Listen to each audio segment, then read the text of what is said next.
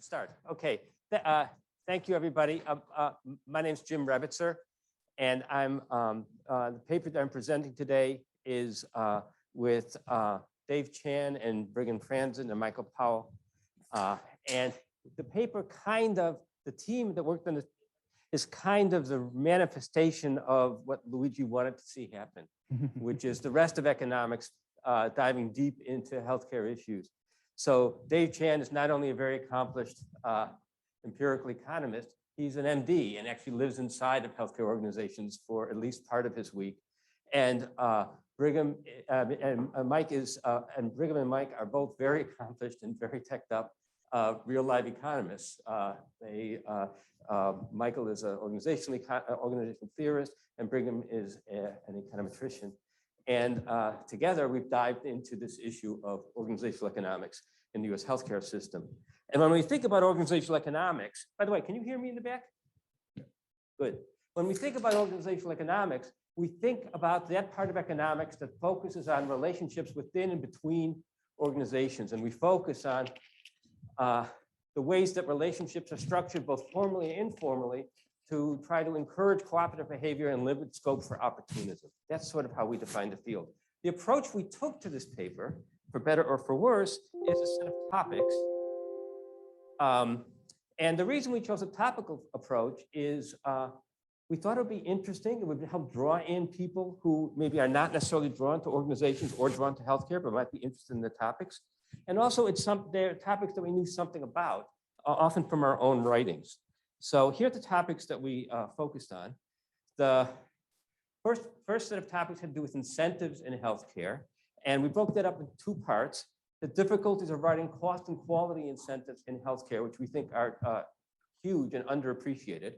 And secondly, the problem of creating incentives for organizations when it's in the individuals in the organizations who make the decision, particularly providers who make the costly decisions.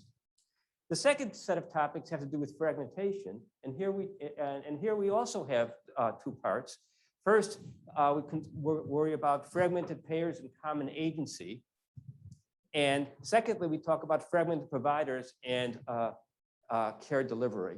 The third topic we deal with is the problem of innovation and entrenched incumbents, which is something that lots of people have given lots of thought to, and we think organizational economics have some special insights into.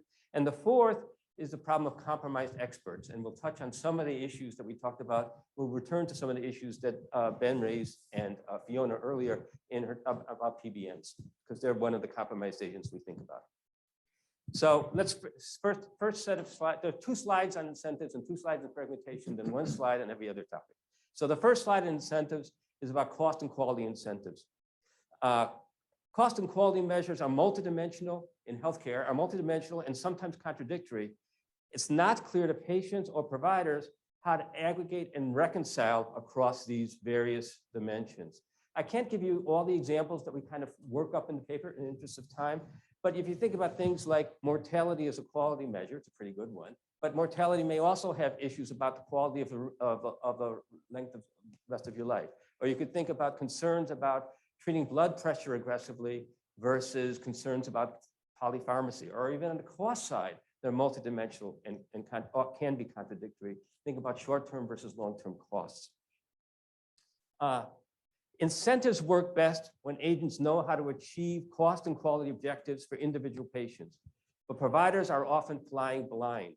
I'm not just making this up as my brother used to say, the wrong kind of doctor. Dave Chan has actually helped us understand how often it is that practicing physicians are often flying blind. Why would they be doing that? The vast clinical literature can be imperfect and hard to use guide for the specific patient you're facing. And learning from your own experience can be difficult too, because bad outcomes are blessedly rare. They're also noisy. So you have a power problem. You could deal with the power problem by aggregating across providers, but that adds all kinds of other complications.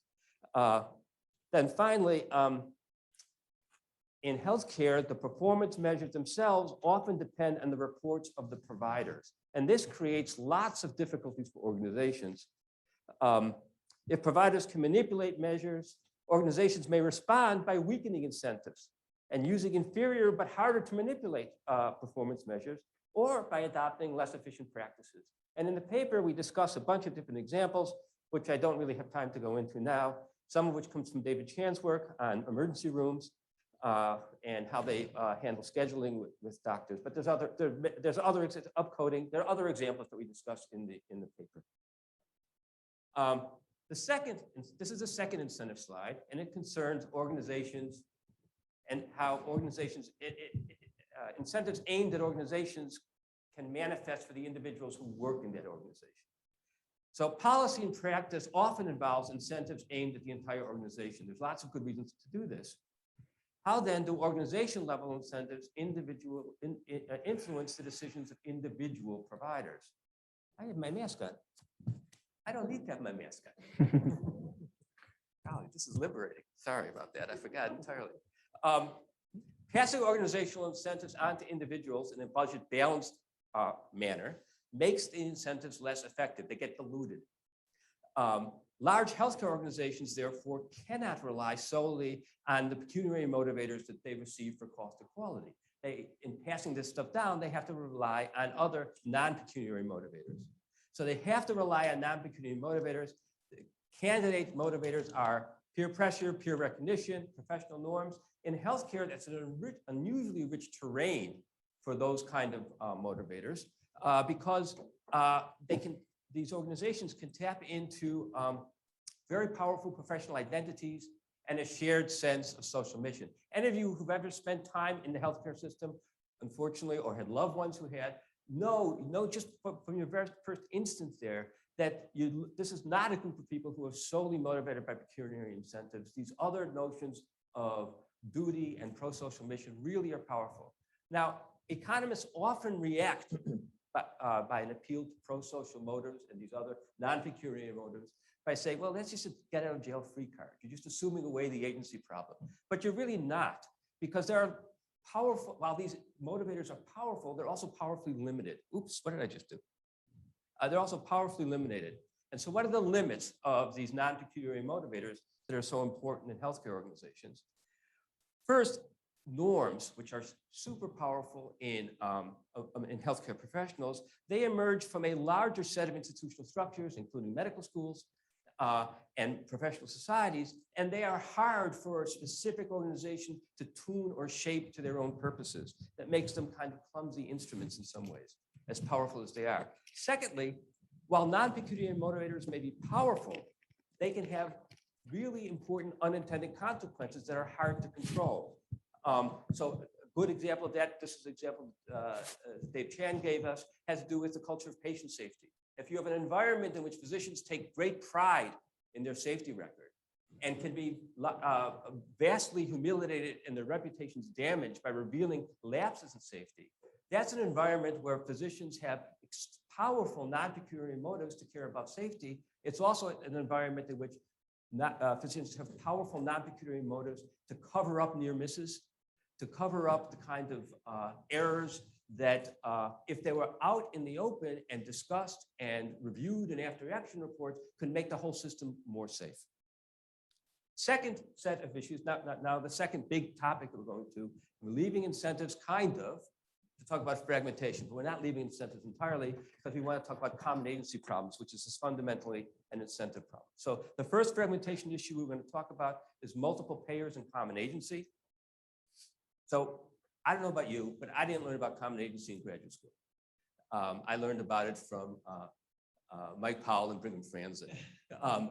But common agency happens when multiple principles influence the actions of a common agent. The fragmented US payment system creates lots of common agency problems.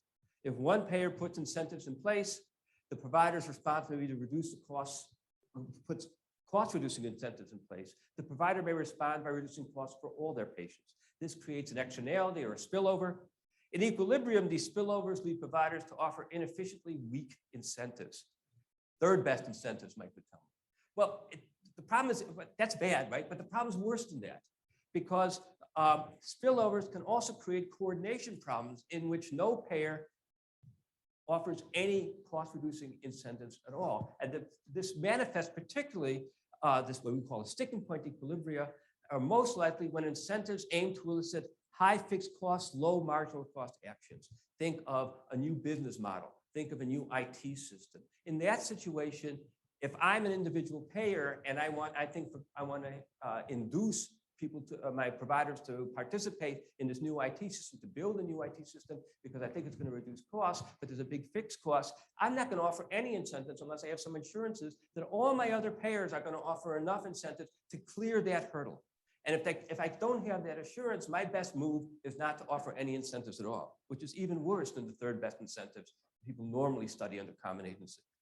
Common agency suggests now that's the negative side.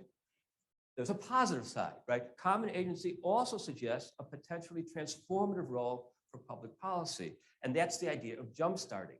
If the federal government or some other external agent introduces enough, for example, powerful incentives, that actually reduces kind of the activation energy for all the other payers and makes it easier to clear that hurdle. So a powerful enough external intervention can jumpstart a change in contracting and incentive design throughout the whole private sector. That's the good news.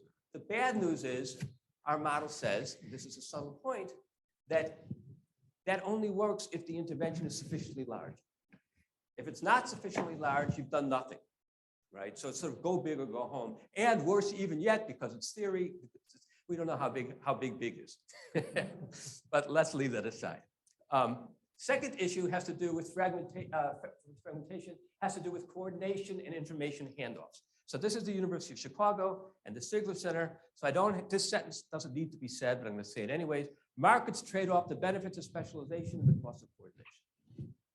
There's an analogous issue in the healthcare system having to do with specialist referrals. So, and we call this problem of referrals, what we think of potentially excess referrals, as care fragmentation. When individual patient care is fragmented, that it relies more heavily on referrals from PCPs to specialists, are there gains from specialization? Are there losses from poor coordination? How do those balance each other out? When providers make referrals to a more limited set of specialists through the repeated interactions that limited set of specialists entail, do those repeated interactions enhance gains in coordination or reduce gains from specialization? Does coordination improve when referrals are within rather than between organizations? So these are fundamentally empirical questions, and there is an empirical literature on care fragmentation, and its effects on costs and quality. These studies of fragmentation, or sometimes the health services folks like to call it care continuity, sometimes they study fragmentation at the patient level, at the team level, at the organization level, at the regional level, but the studies, and some are poorly identified and some are relatively well identified, some are done by me and some are done by other people, but the net result, there's a lesson that's coming out of it. There's a general result, which is that fragmented care uses more resources. And we think that that's a causal relationship. And that quality may also decline. So that's a lot less clear, in part because quality measures are almost universally so crummy. So there's an intriguing result that's come out of a number of recent papers, a couple of recent papers, that suggest that referrals within organizations deliver lower costs and higher quality than referrals between. Recent papers by Keith Erickson and Leila Aga, and a terrific paper by Dave Chan and David Card and Lowell Taylor about within or with VA care within the VA system versus care outside the VA system. The channels of this, what happened, what is the magic sauce that happens within organizations that sort of eases this trade-off? We don't know. It may be IT, it may be relational contracts, we don't understand it. Two more topics to go. Innovation and entrenched incumbents in the health sector. Why are dominant incumbents sometimes slow to innovate? This is a big question. It's not a healthcare specific question, but we think it's particularly relevant to the health sector. So a promising answer, and the one that we pursue in our review paper, is that the cost of transitory disruptions as new innovations are phased in are greatest for monopolist incumbents. You can imagine if your very profitable operation is disrupted, that's more costly to you than if you don't have rents. We think that organizational dynamics are a very rich source for understanding these switchover disruptions. Why? Two reasons. One has to do with power, not market power, but organizational power, and the other has to do with the problem of clarity. Organizational power. This is a sentence from Mike Powell that I love. The prospect of future power can move parties to make the organization successful today, but empowered parties can disrupt innovations if they are counter to their interests in the future. Just think of your hiring committees.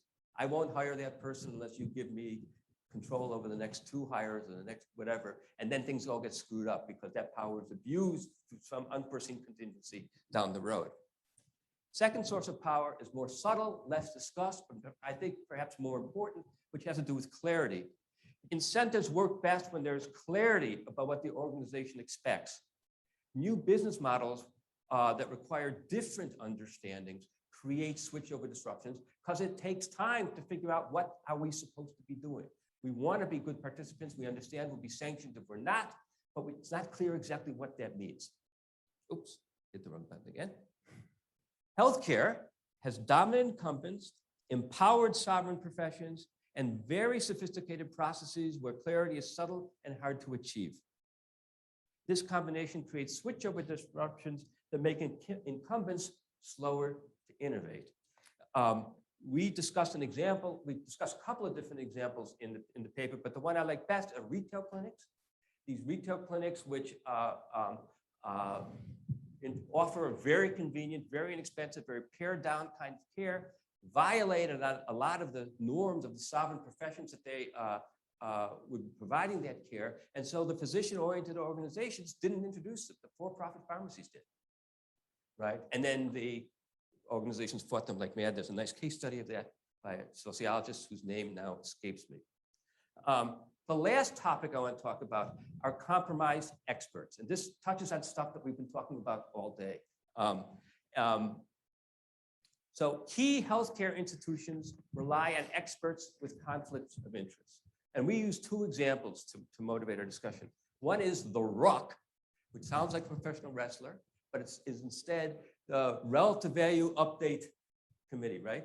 Yes, and it's what Medicare uses to set prices. And the other are PBMs that we spent a lot of time talking about today. We want to talk about both of them because what we think, our suggestion is that organizational economics offers a more refined perspective on how to look at these conflicts of interest and what the goal of policy is.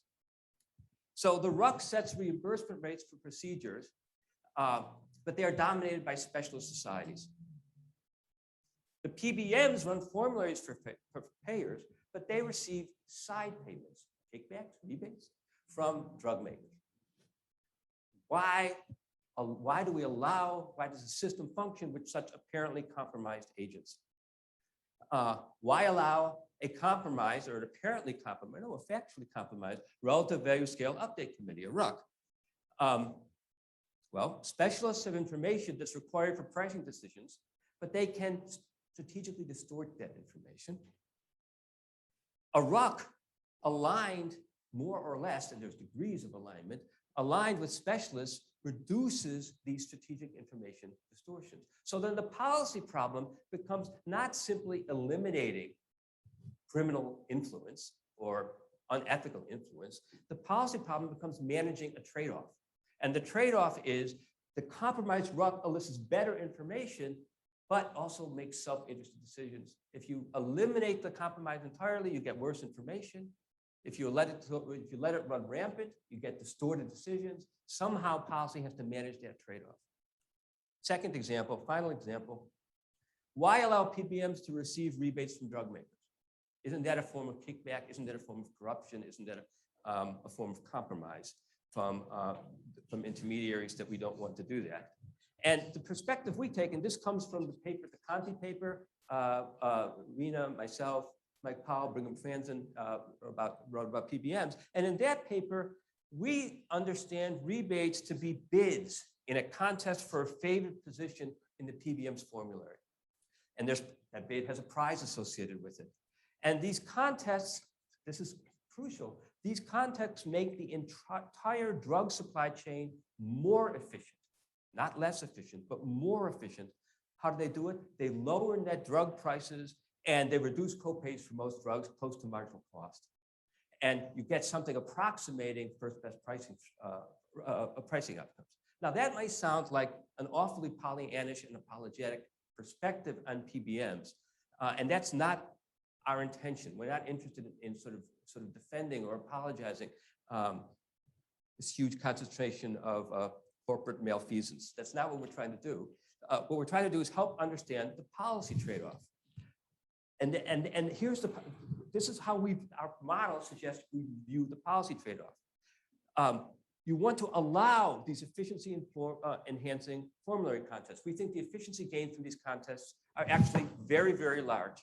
But we want to do so while preventing PBMs from creating too much of the value they create. This is a result of our paper, of our simplifying assumptions in our paper, but we think it's quite general, and Ben, it would be wonderful if you could sort of document this. We think that what happens is these things create a lot of additional value, these contests, but the PBM is able to grab almost all of it. None of it goes to consumers, and none of it goes for whatever potentially innovative thing drug companies may do with it. It sits in the worst possible place with these intermediaries.